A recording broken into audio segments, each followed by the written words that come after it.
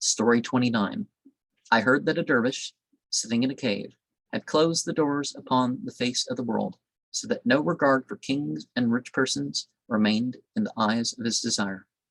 Who opens to himself a door for begging will, till he dies, remain a needy fellow. Abandon greediness and be a king, because a neck without desire is high. One of the kings of that region sent him the information that, trusting in the good manners of the respected dervish, he hoped he would partake of bread and salt with them.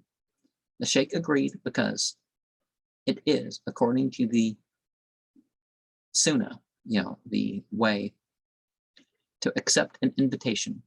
The next day, the king paid him a visit. The abid leapt up, embraced him, caressed him, and praised him. After the monarch's departure, the sheikh was asked by one of his companions why he had, against his custom, paid so many attentions to the padshah, the like of which he had never seen before. He replied, "Hadst thou not heard," one of the pious said, "in whose company thou hast been sitting? To do him service, thou must necessarily rise. Possibly an ear may, during a lifetime, not hear the sound of drum, lute, or fife. The eye may be without the sight of a garden. The brain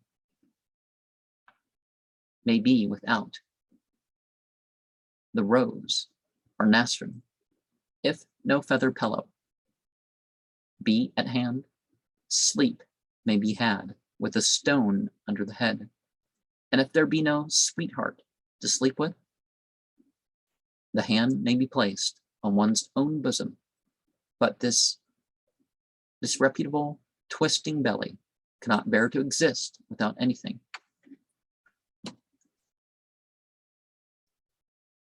Yeah. Of course, it's not saying that one's sweetheart is a illicit affair, religiously or otherwise. It's just something different.